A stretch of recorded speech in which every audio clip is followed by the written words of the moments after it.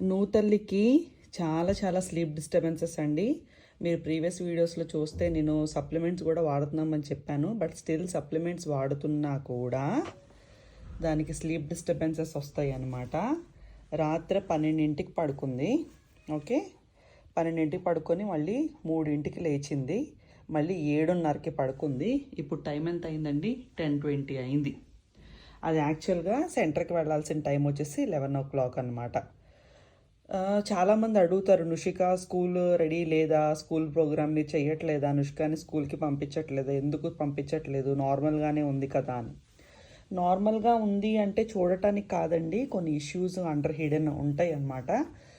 ఇలాగా ఇంత sleep disturbances ఉండి ఇలాగ ఇబ్బంది పడుతున్న పాప నార్మల్ స్కూల్ ఎన్విరాన్మెంట్లో ఎలా ఫిట్ అవ్వగలదు చెప్పండి. ఇదంటే పర్టికులర్గా 1-to-1 థెరపీ సెంటర్ కాబట్టి వాళ్ళకి కన్ఫామ్గా అర్థమవుతుంది మన పిల్లలకి ఎలాంటి ఇబ్బందులు ఉన్నాయి, నిజంగానే ఆ ఇబ్బంది వచ్చినప్పుడు వాళ్ళకి ఎలా ఉంటుంది, వాళ్ళకి ఒక స్లీప్లెస్ నైట్ గడిపినప్పుడు నెక్స్ట్ డే దాని ఎఫెక్ట్ ఎలా ఉంటుంది, వాళ్ళు ఎంత క్రాంకీగా ఉంటారు, వాళ్ళ మూడ్ స్వింగ్స్ ఎలా ఉంటాయి, ఇవన్నీ వాళ్ళకి ఒక ప్రాపర్ అండర్స్టాండింగ్ ఉంటుందండి.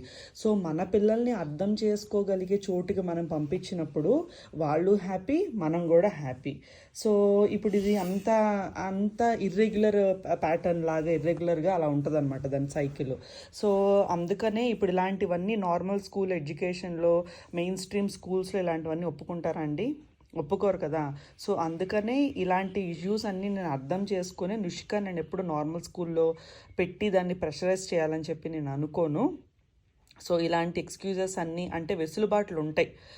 మన పిల్లల ఇబ్బందులకి సంబంధించిన ప్లేస్లోకి మనం పంపించినప్పుడు వాళ్ళకి అండర్స్టాండింగ్ ఉంటుంది, మనకి సూదింగ్గా ఉంటుంది, మనకి ఎక్స్ట్రా ప్రెషర్ ఉండదు, ఎక్స్ట్రా ఓవర్ థింకింగ్ ఉండదు, భయపడక్కర్లేదు, కంప్లైంట్స్ ఉండవు, టోటల్గా అండర్స్టాండింగ్ ఎన్విరాన్మెంట్ ఉంటుంది. కాబట్టి నేను మోస్ట్లీ నుషికాని ఇక్కడే కంటిన్యూ చేయడానికి ప్రిఫర్ చేస్తున్నానండి.